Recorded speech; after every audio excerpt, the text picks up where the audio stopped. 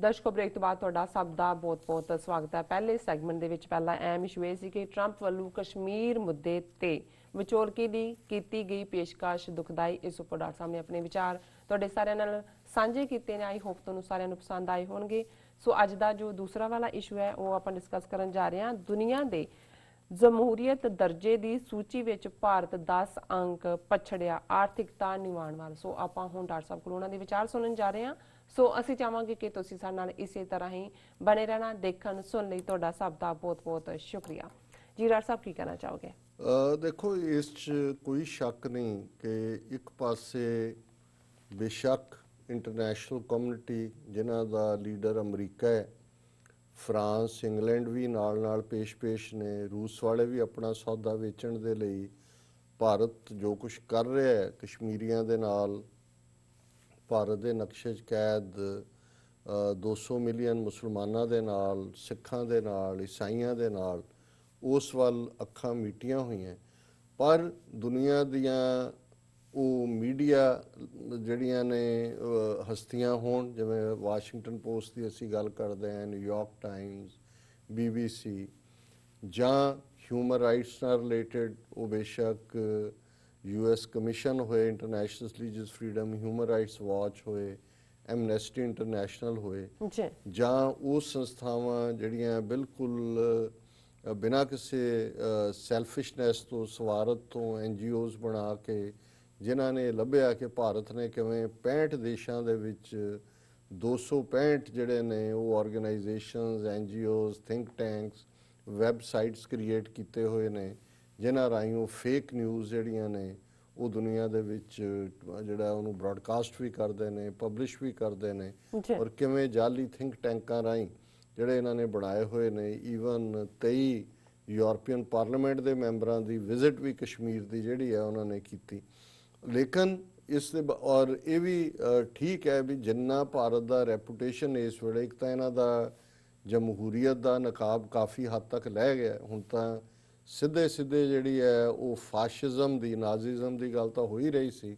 ਕੱਲ੍ਹ ਹੀ ਸ਼ਾਮ ਮੈਂ ਇੱਕ ਉਹਨਾਂ ਦੇ ਨਿਰਪੱਖ ਕਿਸਮ ਦੇ TV ਚੈਨਲ ਦੇ ਉੱਤੇ, ਜਿਹੜੀ YouTube ਹੈ, ਅੱਜ YouTube ਤੇ ਬੈਠੇ ਹੀ ਨਿਰਪੱਖ ਨੇ, ਇੱਕ ਹਿਸਟੋਰੀਅਨ ਦੀ ਗੱਲ ਜਿਹੜੀ ਹੈ ਉਹਦਾ ਇੰਟਰਵਿਊ ਦੇਖ ਰਿਹਾ ਸੀ, ਤੇ ਉਹਨੇ ਸਗੋਂ ਰੈਫਰ ਕੀਤਾ ਉਹ ਹਿਸਟੋਰੀਅਨ ਨੇ ਕਿ ਯੇਲ ਯੂਨੀਵਰਸਿਟੀ ਦੇ ਪ੍ਰੋਫੈਸਰ ਨੇ ਜਿਹੜਾ ਫਾਸ਼ਿਜ਼ਮ ਦੇ ਉੱਤੇ ਕਿਹਾ, ਉਹਨੇ ਕਿਹਾ ਜੀ ਉਹ ਕਿਤਾਬ ਪੜ੍ਹੋ ਕਿ ਹਾਊ ਫਾਸ਼ਿਜ਼ਮ ਵਰਕਸ, ਔਰ ਉਹਨੇ ਕਿਹਾ ਜੀ ਉਹਦਾ ਹਰ ਸਟੈਪ ਜਿਹੜਾ ਹੈ ਉਹ ਮੋਦੀ ਲੈ ਰਿਹਾ ਹੈ।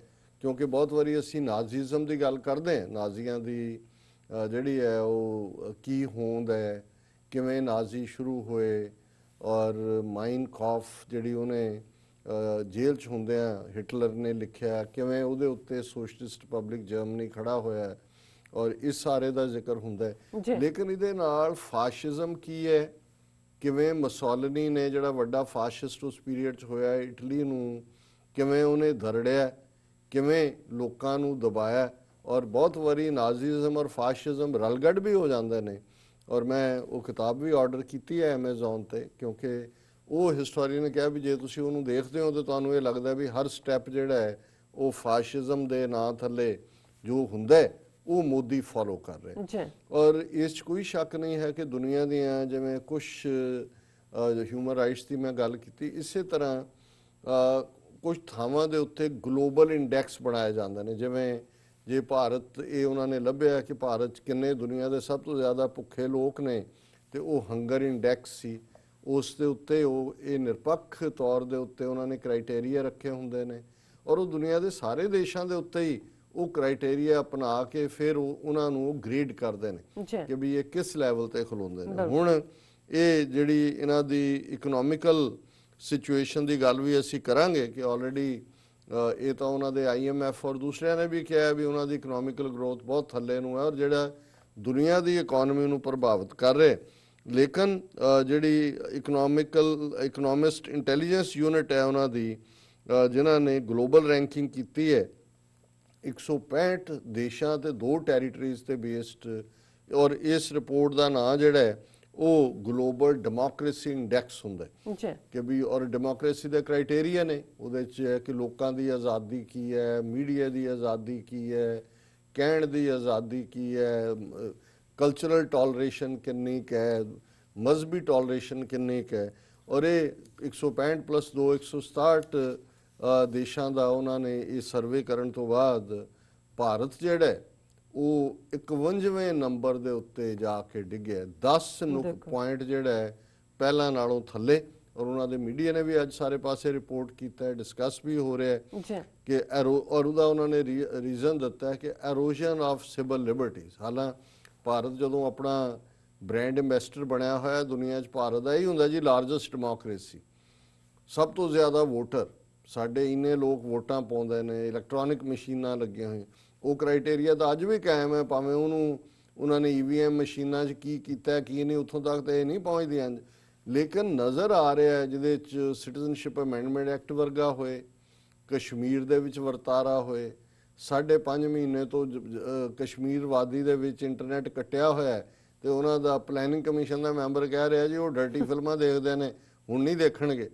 ਸੋ ਇਹ ਸਾਰੇ ਉਹਨਾਂ ਦੇ ਸਾਹਮਣੇ ਨੇ। ਔਰ India slipped 10 places to 51st position on the 2019 Democracy Index global ranking according to Economist Intelligence Unit, which cited erosion of civil liberties in the country as the primary cause for the downtrend। ਕਿ ਵੀ ਆ ਜਿਹੜਾ civil liberties ਇਹਨਾਂ ਨੇ ਖਤਮ ਕਰ ਦਿੱਤੀਆਂ। ਔਰ ਉਹਨਾਂ ਦੀ ਹੁਣ ਇੰਡੀਆ ਦੀ ਪਹਿਲਾਂ ਰੈਂਕਿੰਗ 7.3 ਸੀ, ਹੁਣ 6.90 ਹੈ। ਔਰ ਇਹ ਜਿਹੜਾ ਭਾਰਤ ਦਾ ਚੰਗਾ ਜਲੂਸ ਕੱਢਿਆ ਇਹਨਾਂ ਨੇ। ਉਹਨਾਂ ਨੇ ਕਿਹਾ ਵੀ country drop 10 places on democracy index global ranking, ਦਾ ਪ੍ਰਾਇਮਰੀ ਕਾਜ਼ ਜਿਹੜਾ ਉਹ ਜ਼ਾਹਰ ਹੈ erosion of civil liberties in the country. ਔਰ 5 ਕੈਟਾਗਰੀਜ਼ ਜਿਹੜਾ ਉਹਨਾਂ ਦਾ ਕ੍ਰਾਈਟੇਰੀਆ ਹੁੰਦਾ, ਉਹਦੇ 'ਚ electoral process and pluralism, the functioning of the government, political participation, political culture and civil liberties। ਔਰ ਜ਼ਾਹਰ ਹੈ ਕਿ ਨੰਬਰ 1 ਦੇ ਉੱਤੇ ਜਿਹੜਾ ਆਇਆ ਦਰਜਾ ਉਹ ਨਾਰਵੇ ਦਾ ਹੈ। ਔਰ ਜ਼ਾਹਰ ਹੈ ਕੈਨੇਡਾ ਹੋਏ, ਨਿਊਜ਼ੀਲੈਂਡ ਹੋਏ, ਇਹ ਸਾਰੀਆਂ ਕੰਟਰੀਜ਼ ਵੀ ਹਾਇਰ ਨੇ। ਮੈਂ ਉਹਨਾਂ ਸਾਰਿਆਂ ਦੀਆਂ ਡੀਟੇਲਸ ਤਾਂ ਨਹੀਂ ਪੜਾਂਗਾ ਵੀ ਕੌਣ ਕਿਸ ਨੰਬਰ ਤੇ ਹੈ। ਔਰ ਹੁਣ ਤੁਸੀਂ ਦੇਖੋ ਵੀ ਭਾਰਤ ਕਿੰਨੀ ਕੁ ਜਮਹੂਰੀਅਤ ਹੈ ਕਿ ਬ੍ਰਾਜ਼ੀਲ ਜਿਹੜਾ ਹੈ ਉਹ 52ਵੇਂ ਨੰਬਰ ਤੇ ਹੈ। ਔਰ ਬਾਕੀ ਜਿਹੜੇ ਨੇ ਉਹਨਾਂ ਦੇ ਨਾਲ ਉਹਨਾਂ ਦਾ ਹਾਲ ਵੀ ਕੋਈ ਬਹੁਤਾ ਠੀਕ ਤਾਂ ਨਹੀਂ ਹੈ, ਕਿਉਂਕਿ ਉਹਨਾਂ ਨੇ ਫਿਰ ਅੱਗੋਂ ਉਹਨੂੰ ਕੈਟਾਗਰਾਈਜ਼ ਕੀਤਾ ਹੁੰਦਾ ਹੈ ਕਿ ਫੁੱਲ ਡੈਮੋਕ੍ਰੇਸੀ, ਪਾਰਸ਼ਲ ਡੈਮੋਕ੍ਰੇਸੀ, ਔਰ ਪਾਰਸ਼ਲ ਤੋਂ ਬਾਅਦ ਵੀ ਇਹ ਹੈ ਕਿ ਵੀ ਦੋਸ਼ਪੂਰਨ ਡੈਮੋਕ੍ਰੇਸੀ, ਫਾਲਟਡ ਡੈਮੋਕ੍ਰੇਸੀ। ਸੋ ਕੁਛ ਉਸ ਨੇ ਭਾਰਤ ਦੀ ਕੈਟਾਗਰੀ ਉਹ ਬਣ ਜਾਂਦੀ ਹੈ ਜਿਹੜੀ ਫਾਲਟਡ ਡੈਮੋਕ੍ਰੇਸੀ। ਔਰ ਜ਼ਾਹਰ ਹੈ ਕਿ ਐਰੋਜ਼ਨ ਆਫ ਸਿਵਲ ਲਿਬਰਟੀਜ਼। ਔਰ ਇਸ ਸਾਰੇ ਦੇ ਨਾਲ ਅਸੀਂ ਦੇਖਦੇ ਹਾਂ ਕਿ ਵੀ ਇਸ ਵੇਲੇ ਇਕੱਲਾ ਇਹੀ ਨਹੀਂ ਹੈ ਵੀ ਇਹਨਾਂ ਨੇ ਇੰਸਟੀਟਿਊਸ਼ਨਸ ਡਿਸਟਰੋਏ ਕੀਤੀਆਂ ਔਰ ਉਹਦੇ 'ਚ ਇਹ ਉਹਨਾਂ ਦੀ ਲੈਜਿਸਲੇਚਰ ਜਾਂ ਬਿਊਰੋਕਰੇਸੀ ਆਪਣੇ ਕੰਮ ਤੇ ਲੱਗੀ ਹੋਈ ਹੈ। ਜੁਡੀਸ਼ਰੀ, ਸੁਪਰੀਮ ਕੋਰਟ ਜਿਹੜਾ ਕਦੇ ਹੋਪ ਹੁੰਦਾ ਸੀ ਜਦੋਂ ਲੋਅਰ ਕੋਰਟ 'ਚ ਕੋਈ ਕੇਸ ਟਿਕਣਾ, ਉਹਨੇ ਕਹਿੰਦੇ ਨਹੀਂ ਹਾਈ ਕੋਰਟ, ਫਿਰ ਹੋਇਆ ਜੀ ਨਹੀਂ ਹਾਈ ਕੋਰਟ ਦੇ ਜੱਜ ਵੀ ਹੁਣ ਖਰੀਦੇ ਜਾਂਦੇ। ਉਹਨਾਂ ਨੇ ਕਿਹਾ ਜੀ ਸੁਪਰੀਮ ਕੋਰਟ। ਹਾਲਾਂਕਿ ਜਸਟਿਸ ਮਾਰਕੰਡੇ ਕਾਟਜੂ ਜਿਹਨੇ ਕਿਹਾ ਵੀ 70% ਜੱਜ ਜਿਹੜੇ ਨੇ ਸੁਪਰੀਮ ਕੋਰਟ ਦੇ ਉਹ ਕਰਪਟ ਨੇ, ਹੁਣ ਤਾਂ ਰਹਿੰਦੇ ਵੀ ਹੋ ਗਏ, ਜਿਹੜੇ ਮਾੜੇ ਮੋਟੇ ਸੀ ਉਹ ਰਿਟਾਇਰ ਹੋ ਗਏ ਜਾਂ ਪਾਸੇ ਹੋ ਗਏ। ਹੁਣ ਹਾਲਤ ਇਹ ਹੈ ਕਿ ਵੀ ਸਿਟੀਜ਼ਨਸ਼ਿਪ ਅਮੈਂਡਮੈਂਟ ਐਕਟ ਦੇ ਉੱਤੇ 170 ਦੇ ਕਰੀਬ ਪੈਟੀਸ਼ਨਾਂ ਉਹਨਾਂ ਨੇ ਲਈਆਂ।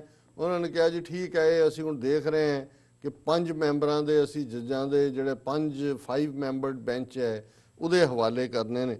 ਔਰ ਅੱਜ ਜਦੋਂ ਉਹਨਾਂ ਦੀ ਲੱਗੀ ਪੈਟੀਸ਼ਨ, Supreme Court refuses to stay CAA NPR, center government given 4 weeks to respond, hearing in the 5th week। ਉਹਨਾਂ ਨੇ ਕਿਹਾ ਜੀ 4 ਹਫ਼ਤੇ ਹੋਰ। ਔਰ ਨਾਲ ਦੀ ਨਾਲ ਉਹ ਸਲਾਹ ਦੇ ਰਹੇ ਨੇ ਜੱਜ ਕਿ ਜੀ ਇਹ ਸਟੂਡੈਂਟਸ ਨੂੰ ਜਿਹੜਾ ਪੜ੍ਹਨਾ ਚਾਹੀਦਾ ਹੈ, ਹੋਰ ਕੁਝ ਨਹੀਂ ਕਰਨਾ ਚਾਹੀਦਾ।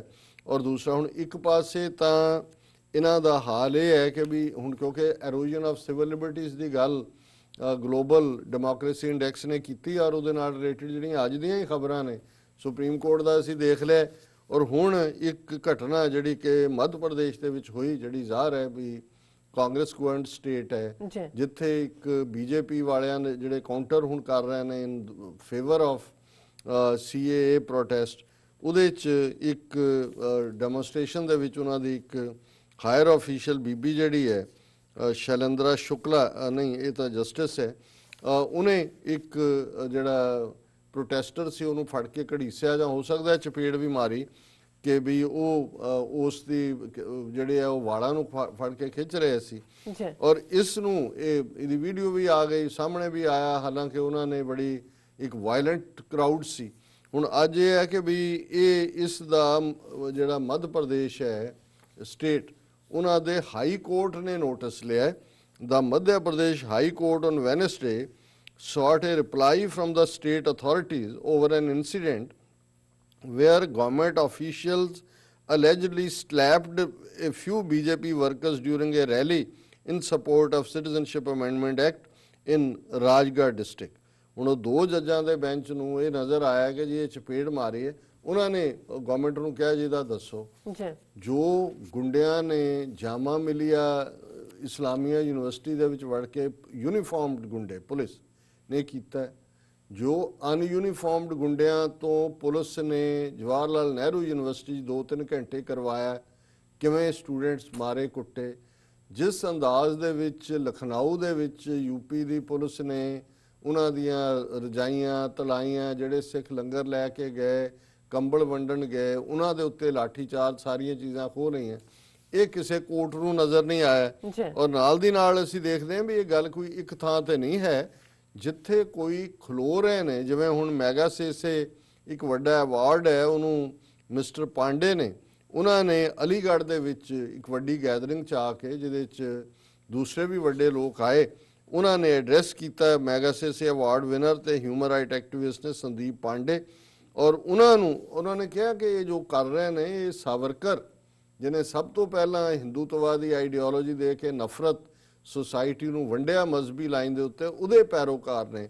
ਔਰ ਹੁਣ ਇਹ ਹੈ ਕਿ FIR against Magsaysay winner Pandey for inappropriate comments against Veer Savarkar ਉਹਦੇ ਖਿਲਾਫ ਜਿਹੜੀ ਹੈ। ਹੁਣ ਮੈਗਾ ਸੇਸੇ ਅਵਾਰਡ ਵਿਨਰ ਕੋਈ ਛੋਟਾ ਨਹੀਂ ਹੁੰਦਾ ਔਰ ਇਹਨਾਂ ਦਾ ਬੰਦਾ ਕੋਈ ਮੁਸਲਮਾਨ ਨਹੀਂ ਹੈ ਕੋਈ ਸਿੱਖ ਨਹੀਂ ਹੈ ਜਿਹਨੂੰ ਤੁਸੀਂ ਕਿਉਂਕਿ ਇਹਨਾਂ ਨੂੰ ਇਹ ਲੱਗਦਾ ਹੈ ਵੀ ਜਿਹੜੇ ਕੋਈ ਇਮਾਨਦਾਰ ਕਿਸਮ ਦੇ ਲੋਕ ਜਿਹੜੇ ਸਮਝਦੇ ਨੇ ਕਿ ਜਿਸ ਲਾਈਨ ਦੇ ਉੱਤੇ ਤੁਰੇ ਹੋਏ ਨੇ ਇਹ ਦੇਸ਼ ਨੂੰ ਤੋੜ ਦੇਗੀ ਉਹਨਾਂ ਨੂੰ ਵੀ ਇਹ ਰਗੜ ਰਹੇ ਨੇ। ਔਰ ਇਸ ਸਾਰੇ ਚੋਂ ਇੱਕ ਪਾਸੇ ਇਹਨਾਂ ਦਾ ਆਪਣਾ ਵਰਤਾਰਾ ਇਹ ਹੈ ਪਰ ਨਾਲ ਦੀ ਨਾਲ ਝੂਠ। ਹੁਣ ਅਮਿਤ ਸ਼ਾਹ ਆਪਣੀ ਪਬਲਿਕ ਰੈਲੀ ਦੇ ਵਿੱਚ ਇਹ ਕਹਿ ਰਿਹਾ ਕਿ ਦੇਖੋ ਅਸੀਂ ਤਾਂ ਮਾਈਨੋਰਿਟੀਜ਼ ਨੂੰ ਕੀ ਕੁਛ ਦਿੱਤਾ ਹੈ, ਇੱਥੇ ਕੁਛ ਨਹੀਂ ਹੈ, ਇਹ ਤਾਂ ਅਸੀਂ ਸਿਰਫ ਪਾਕਿਸਤਾਨ ਬੰਗਲਾਦੇਸ਼ ਔਰ ਅਫਗਾਨਿਸਤਾਨ ਵਾਲੇ ਜਿਹੜੇ ਨੇ ਅਲਪ ਸੰਖਿਅਕ ਮਾਈਨੋਰਿਟੀਜ਼ ਜਿਨ੍ਹਾਂ 'ਚ ਮੁਸਲਮਾਨ ਗਾਇਬ ਨੇ ਉਹਨਾਂ ਨੂੰ ਅਸੀਂ ਰਾਹਤ ਦੇ ਰਹੇ ਹਾਂ ਕਿਉਂਕਿ ਪਾਕਿਸਤਾਨ ਔਰ ਅਫਗਾਨਿਸਤਾਨ ਦੇ ਵਿੱਚ ਮਾਈਨੋਰਿਟੀਜ਼ ਨੂੰ ਵੋਟ ਦਾ ਹੱਕ ਨਹੀਂ ਹੈ, ਉਹਨਾਂ ਨੂੰ ਜਿਹੜੀ ਆ ਉਹਨਾਂ ਦੀ ਕੋਈ ਰਿਪਰੈਜ਼ੈਂਟੇਸ਼ਨ ਨਹੀਂ ਹੈ। ਔਰ ਜੋ ਹੀ ਉਹਨੇ ਇਹ ਬਿਆਨ ਦਿੱਤਾ ਹੈ ਅੱਜ ਕੱਲ੍ਹ BBC ਦੇ ਉੱਤੇ ਚੰਗਾ ਕੰਮ ਕਰਦਾ ਹੈ। BBC ਦੀ ਟੀਮ ਨੇ ਇਸ ਦੇ ਉੱਤੇ ਰਿਸਰਚ ਕੀਤੀ ਜ਼ਾਹਰ ਹੈ ਸਾਨੂੰ ਤਾਂ ਪਤਾ ਸੀ ਪਰ ਮੈਂ ਜਦੋਂ ਇਸ ਸੋਰਸ ਨੂੰ ਕੋਟ ਕਰਦਾ ਫਿਰ ਇਹ ਨਹੀਂ ਲੱਗਦਾ ਕਿ ਵੀ ਅਸੀਂ ਕਿਸੇ ਨੂੰ ਫੇਵਰ ਕਰ ਰਹੇ ਹਾਂ। ਔਰ BBC ਨੇ ਫੈਕਟ ਚੈੱਕ ਦੇ ਥੱਲੇ ਇਹ ਕਿਹਾ ਵੀ ਕੀ ਪਾਕਿਸਤਾਨ ਤੇ ਅਫਗਾਨਿਸਤਾਨ 'ਚ ਮਾਈਨੋਰਿਟੀ ਜਾਂ ਅਕਲੀਅਤਾਂ ਚੋਣ ਨਹੀਂ ਲੜ ਸਕਦੀਆਂ, ਨਾਲ ਉਹਨਾਂ ਨੇ ਕਿਹਾ ਫੈਕਟ ਚੈੱਕ। ਔਰ ਇਸ ਸਾਰੇ ਜਿਹੜਾ ਉਹਨਾਂ ਦੀ ਰਿਪੋਰਟਿੰਗ ਹੈ ਉਹਨਾਂ ਨੇ ਇਹ ਗੱਲ ਬੜੀ ਕਲੀਅਰਲੀ ਕਹੀ ਕਿ ਨਾ ਸਿਰਫ ਇਹਨਾਂ ਦੋਨਾਂ ਮੁਲਕਾਂ ਦੇ ਵਿੱਚ ਮਾਈਨੋਰਿਟੀਜ਼ ਦੇ ਲਈ ਰਿਜ਼ਰਵੇਸ਼ਨ ਹੈ, ਉਹਨਾਂ ਦੀਆਂ ਆਪਣੀਆਂ ਸੀਟਾਂ ਨੇ, ਲੇਕਿਨ ਇਸ ਤੋਂ ਇਲਾਵਾ ਉਹ ਜਨਰਲ ਸੀਟਾਂ ਤੇ ਵੀ ਇਲੈਕਸ਼ਨ ਲੜ ਸਕਦੇ ਨੇ ਔਰ ਹਰ ਇੱਕ ਨੂੰ ਵੋਟ ਦਾ ਹੱਕ ਹੈ। ਔਰ ਇਹ ਇਸ ਬਾਰੇ ਉਹਨਾਂ ਨੇ ਪਾਕਿਸਤਾਨ ਦੀ ਪਹਿਲਾਂ ਗੱਲ ਕੀਤੀ ਕਿ ਪਾਕਿਸਤਾਨ ਦਾ ਜਿਹੜਾ ਆਇਨ ਹੈ ਉਸ ਦਾ ਆਰਟੀਕਲ 51 ਤੇ ਸਬ ਟਾਈਟਲ 2A ਮੁਤਾਬਕ ਜਿਹੜੀ ਉਹਨਾਂ ਦਾ ਨੈਸ਼ਨਲ ਅਸੈਂਬਲੀ ਹੈ ਉਹਦੇ 'ਚ 10 ਸੀਟਾਂ ਮਾਈਨੋਰਿਟੀਜ਼ ਦੇ ਲਈ ਰਿਜ਼ਰਵ ਰੱਖੀਆਂ ਹੋਈਆਂ, 10 ਸੀਟਾਂ ਨੈਸ਼ਨਲ ਲੋਅਰ ਹਾਊਸ ਤੇ ਜਿਹੜੀਆਂ ਉਹਨਾਂ ਦੀਆਂ 4 ਅਸੈਂਬਲੀਜ਼ ਨੇ ਉਹਨਾਂ ਦੇ ਵਿੱਚ 23 ਸੀਟਾਂ ਜਿਹੜੀਆਂ ਨੇ ਉਹ ਇਹ ਹੁਣ BBC ਰਿਪੋਰਟਿੰਗ ਹੈ ਕਿ 10 ਸੀਟਾਂ ਨੈਸ਼ਨਲ ਅਸੈਂਬਲੀ ਪਾਰਲੀਮੈਂਟ 'ਚ ਔਰ ਸਟੇਟ ਅਸੈਂਬਲੀਜ਼ ਦੇ ਵਿੱਚ 23 ਸੀਟਾਂ ਜਿਹੜੀਆਂ ਨੇ ਉਹ ਰਿਜ਼ਰਵ ਨੇ। ਕੁੱਲ ਪਾਕਿਸਤਾਨ 'ਚ 342 ਸੀਟਾਂ ਨੇ ਜਿਹਦੇ 'ਚ 272 ਸੀਟਾਂ ਤੇ ਸਿੱਧੀ ਵੋਟ ਰਾਹੀਂ ਨੁਮਾਇੰਦੇ ਚੁਣ ਕੇ ਆਉਂਦੇ ਨੇ, 10 ਸੀਟਾਂ ਮਾਈਨੋਰਿਟੀਜ਼ ਲਈ ਨੇ ਤੇ 60 ਸੀਟਾਂ ਜਿਹੜੀਆਂ ਇਹ ਔਰਤਾਂ ਦੇ ਲਈ ਰਿਜ਼ਰਵ ਨੇ, ਜਦੋਂ ਕਿ ਭਾਰਤ ਦੀ ਪਾਰਲੀਮੈਂਟ ਅੱਜ ਤੱਕ ਔਰਤਾਂ ਨੂੰ ਰਿਜ਼ਰਵੇਸ਼ਨ ਨਹੀਂ ਦੇ ਸਕੀ। ਸੋ ਇਹ ਜਿਹੜਾ ਵਿਮਨ ਜਿਹੜੀ ਹੈ ਰਿਜ਼ਰਵੇਸ਼ਨ ਇਹ ਮੁਸ਼ਰਫ ਦੇ ਪੀਰੀਅਡ 'ਚ ਹੋਈ ਔਰ ਇਹ ਇਸ ਗੱਲ ਨੂੰ ਝੁਠਲਾਉਂਦਾ ਹੈ ਕਿ ਵੀ ਪਾਕਿਸਤਾਨ ਦੇ ਵਿੱਚ ਮਾਈਨੋਰਟੀਜ਼ ਨੂੰ ਕੋਈ ਉਹਨਾਂ ਦੀ ਰਿਪਰੈਜ਼ੈਂਟੇਸ਼ਨ ਨਹੀਂ ਹੈ। ਪਰ ਇਸ ਤੋਂ ਇਲਾਵਾ ਵੀ ਜਿਹੜੀਆਂ 272 ਸੀਟਾਂ ਨੇ ਰਿਜ਼ਰਵੇਸ਼ਨ ਵਾਲੀਆਂ ਸੀਟਾਂ 'ਚ ਵੀ ਮਾਈਨੋਰਿਟੀ ਨੂੰ ਇਹ ਵੀ ਹੱਕ ਹੈ ਕਿ ਜੇ ਉਹ ਕਿਸੇ ਜਨਰਲ ਸੀਟ ਦੇ ਉੱਤੇ ਇਲੈਕਸ਼ਨ ਲੜਦੇ ਨੇ ਤੇ ਉਹ ਜਿੱਤ ਕੇ ਆ ਜਾਂਦੇ ਨੇ ਤੇ ਉਹ ਵੀ ਉਹਨਾਂ ਨੂੰ ਇਹ ਹੱਕ ਹਾਸਲ ਹੈ ਤੇ ਉਹਨੂੰ ਜਿਹੜੀ ਹੈ ਇਸ ਸਾਰੇ ਦੇ ਵਿੱਚ ਵੀ ਸਿੰਧ ਦੇ ਵਿੱਚ ਖਾਸ ਤੌਰ ਤੇ, ਕਿਉਂਕਿ ਪਾਕਿਸਤਾਨ ਦੇ ਵਿੱਚ ਵੀ ਕਨਸਟੀਟਿਊਸ਼ਨ ਦੇ ਬਾਰੇ ਪਹਿਲਾਂ 1956 'ਚ ਬਣਿਆ, ਫਿਰ 1958 'ਚ, ਫਿਰ 1973 ਵਾਲਾ ਜਿਹੜਾ ਹੈ ਇਸ ਨੂੰ ਹੁਣ ਜਿਹੜੇ ਰੈਕਗਨੀਸ਼ਨ ਹੈ ਪੂਰੀ।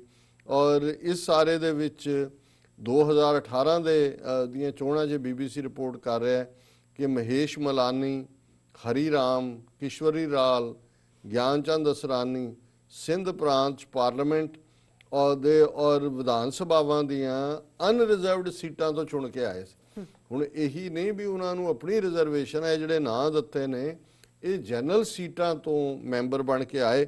ਫਿਰ ਅਫਗਾਨਿਸਤਾਨ ਦਾ ਜ਼ਿਕਰ ਹੈ ਵੀ ਉੱਥੇ ਕੀ ਨੇ ਹਿੰਦੂ ਸਿੱਖਾਂ ਦੇ।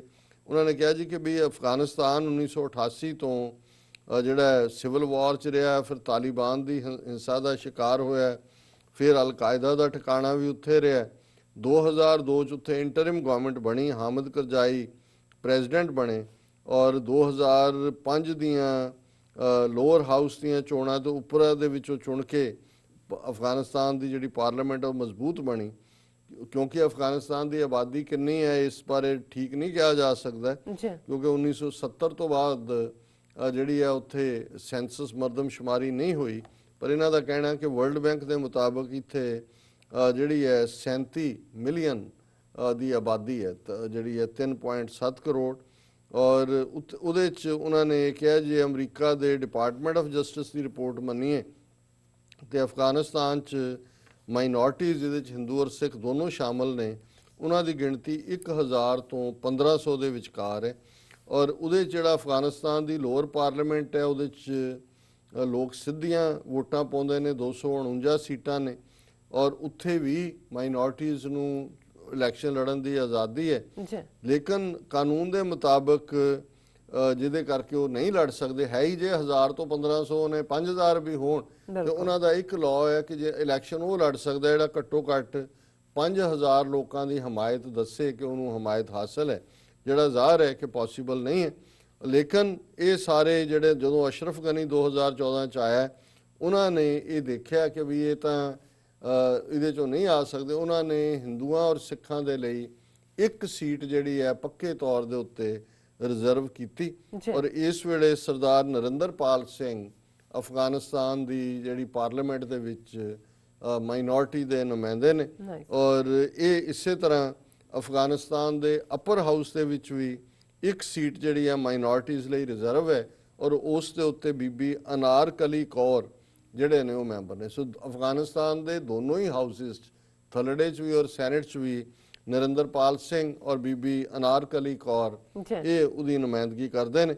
ਔਰ ਇਸ ਤੋਂ ਇਲਾਵਾ ਹੋਰ ਵੀ ਜਿਹੜਾ ਹੈ ਉਹ ਬੇਸ਼ੱਕ ਉਹ ਆਪਣਾ 5000 ਦੀ ਹਮਾਇਤ ਨਾ ਹੋਣ ਕਰਕੇ ਕੈਂਡੀਡੇਟ ਜਨਰਲ ਸੀਟਾਂ ਤੇ ਖੜਾ ਨਾ ਕਰ ਸਕਣ, ਲੇਕਿਨ ਜਨਰਲ ਸੀਟਾਂ ਤੇ ਵੀ ਉਹਨਾਂ ਨੂੰ ਵੋਟ ਦਾ ਹੱਕ ਹੈ। ਸੋ ਮੈਂ ਸਮਝਦਾ ਵੀ ਜਦੋਂ ਹਰ ਚੀਜ਼ ਫੈਕਟ ਸਾਹਮਣੇ ਨੇ ਤੇ ਉਹਨਾਂ ਦਾ ਹੋਮ ਮਿਨਿਸਟਰ ਜਿਨ੍ਹਾਂ ਨੇ ਬਿਲਕੁਲ ਝੂਠ ਪਰੋਸਣਾ ਹੀ ਸਿੱਖਿਆ ਹੋਇਆ, ਉਹਨਾਂ ਨੇ RSS ਨੇ, ਉਹ ਕਹਿ ਰਿਹਾ ਜੀ ਪਾਕਿਸਤਾਨ ਅਫਗਾਨਿਸਤਾਨ 'ਚ ਕੋਈ ਉਹਨਾਂ ਨੂੰ ਹੱਕ ਹੀ ਨਹੀਂ ਹੈ, ਵੋਟ ਦਾ ਵੀ ਹੱਕ ਨਹੀਂ ਹੈ।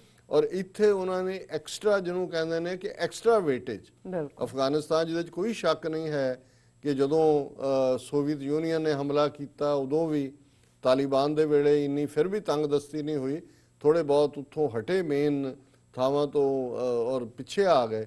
ਲੇਕਿਨ ਜਦੋਂ ਅਲ-ਕਾਇਦਾ ਦਾ ਜ਼ੋਰ ਪਿਆ ਇਹਨਾਂ ਨੇ ਜ਼ਰੂਰ ਉੱਥੇ ਉਸ ਕਿਸਮ ਦਾ ਵਰਤਾਰਾ ਰੱਖਿਆ ਔਰ ਹੁਣ ਵੀ ਜਿਹੜਾ ਜਿਸ ਕਿਸਮ ਦਾ ਉੱਥੇ ਅਨਸਰਟਨਟੀ ਦਾ ਮਾਹੌਲ ਹੈ ਉਹਦੇ 'ਚ ਵੱਡੀ ਗਿਣਤੀ 'ਚ ਸਿੱਖਾਂ ਨੂੰ ਹਿੰਦੂਆਂ ਨੂੰ ਹਿਜਰਤ ਕਰਨੀ ਪਈ, ਇਹਦੇ 'ਚ ਕੋਈ ਸ਼ੱਕ ਨਹੀਂ ਹੈ ਔਰ ਉਹਦੀ ਕੋਈ ਜਸਟੀਫਿਕੇਸ਼ਨ ਵੀ ਨਹੀਂ ਹੈ। ਕਿਉਂਕਿ ਅਫਗਾਨਿਸਤਾਨ 1978-79 ਤੋਂ ਹੀ ਲੈ ਕੇ ਜੇ ਅਸੀਂ ਦੇਖੀਏ ਤੇ ਵੀ ਕਿੰਨੀ ਉਹਨਾਂ ਨੇ ਇਹਨਾਂ 40 ਸਾਲਾਂ 'ਚ ਕੀਮਤ ਚੁਕਾਈ ਹੈ, 2-3 ਮਿਲੀਅਨ ਅਫਗਾਨ ਮਾਰੇ ਗਏ ਨੇ, ਕਿੰਨੇ ਵੂਨਡਡ ਨੇ। ਲੇਕਿਨ ਇਹਦੇ ਬਾਵਜੂਦ ਜੇ ਐਗਜ਼ਿਸਟਿੰਗ ਅਫਗਾਨਿਸਤਾਨ ਦੀ ਪਾਰਲੀਮੈਂਟ 'ਚ ਵੀ ਅਪਰ ਹਾਊਸ ਲੋਅਰ ਹਾਊਸ 'ਚ ਦੋਨਾਂ 'ਚ ਸਿੱਖ ਨੁਮਾਇੰਦੇ ਬੈਠੇ ਨੇ ਤੇ ਉਹ ਉੱਥੇ ਜਾ ਕੇ ਕਹਿ ਰਿਹਾ ਜੀ ਉਹ ਤਾਂ ਹੈ ਹੀ ਨਹੀਂ ਹੈ। ਸੋ ਇਸ ਤੋਂ ਵੱਡਾ ਹੋਰ ਕੀ ਝੂਠ ਹੋ ਸਕਦਾ ਹੈ? ਔਰ ਇਹ ਵੀ ਫੈਕਟ ਚੈੱਕ ਦੇ ਥੱਲੇ BBC ਨੇ ਇਹਨਾਂ ਦੇ ਝੂਠ ਨੂੰ ਐਕਸਪੋਜ਼ ਕੀਤਾ। ਜੀ ਡਾਕਟਰ ਸਾਹਿਬ ਤੁਹਾਡਾ ਬਹੁਤ ਬਹੁਤ ਸ਼ੁਕਰੀਆ। ਤੁਸੀਂ ਦੂਸਰਾ ਇਸ਼ੂ ਸਾਡੇ ਦਰਸ਼ਕਾਂ ਨਾਲ ਸਾਂਝਾ ਕੀਤਾ। ਇੱਥੇ ਲੈਣੇ ਬ੍ਰੇਕ ਤੋਂ ਪਹਿਲਾਂ ਅਸੀਂ ਆਪਣੇ ਦਰਸ਼ਕਾਂ ਤੇ ਸਰੋਤਿਆਂ ਨੂੰ ਫਿਰ ਦੁਬਾਰਾ ਅਪੀਲ ਤੇ ਬੇਨਤੀ ਕਰਦੇ ਹਾਂ ਵਿਊਅਰਸ, ਜਿਸ ਤਰ੍ਹਾਂ ਕਿ ਤੁਸੀਂ ਜਾਣਦੇ ਹੋ ਕਿ TV 84 ਮਨੁੱਖੀ ਹੱਕਾਂ ਦਾ ਪਹਿਰੇਦਾਰ ਹੈ। TV 84 ਸਿੱਖਾਂ, ਕਸ਼ਮੀਰੀਆਂ ਅਤੇ ਭਾਰਤ ਦੀਆਂ ਨਾਰਥ ਈਸਟ ਸਟੇਟਾਂ ਦੇ ਲੋਕਾਂ ਦੇ ਸਵੈ ਨਿਰਣੇ ਦੇ ਹੱਕਾਂ ਦਾ ਹਾਮੀ ਹੈ। ਅਸੀਂ ਚਾਹਾਂਗੇ ਕਿ ਤੁਸੀਂ TV 84 ਦੀ ਵੱਧ ਤੋਂ ਵੱਧ ਮਾਈਕ ਸਹਾਇਤਾ ਕਰੋ। ਤੁਸੀਂ ਆਪਣੀ ਮਾਈਕ ਸਹਾਇਤਾ ਸਾਡੀ ਵੈਬਸਾਈਟ TV84.tv ਤੇ ਜਾ ਕੇ ਪੇਪਲ ਦੀ ਵਰਤੋਂ ਕਰਕੇ ਵਨ ਟਾਈਮ ਡੋਨੇਟ ਕਰ ਸਕਦੇ ਹੋ, ਮੰਥਲੀ ਡੋਨੇਟ ਵੀ ਕਰ ਸਕਦੇ ਹੋ। ਤੁਸੀਂ TV 84 ਦੇ ਨਾਮ ਤੇ ਚੈੱਕ ਬਣਾ ਕੇ ਸਾਨੂੰ ਮੇਲ ਵੀ ਕਰ ਸਕਦੇ ਹੋ ਸਾਡੇ ਇਸ ਪਤੇ ਤੇ 36-01 37th Avenue, Long Island City, New York 11101 USA, ਜਾਂ ਫਿਰ ਸਾਨੂੰ ਫੋਨ ਰਾਹੀਂ ਵੀ ਸੰਪਰਕ ਕਰ ਸਕਦੇ ਹੋ ਸਾਡੇ ਫੋਨ ਨੰਬਰ ਤੇ 5164060694। Thank you so much viewers. ਵਿਚਾਰਾਂ ਦਾ ਸਿਲਸਿਲਾ ਇਸ ਤਰ੍ਹਾਂ ਚੱਲਦਾ ਰਹੇਗਾ। ਮਿਲਦੇ ਹਾਂ ਛੋਟੇ ਜਿਹੇ ਬ੍ਰੇਕ ਤੋਂ ਬਾਅਦ।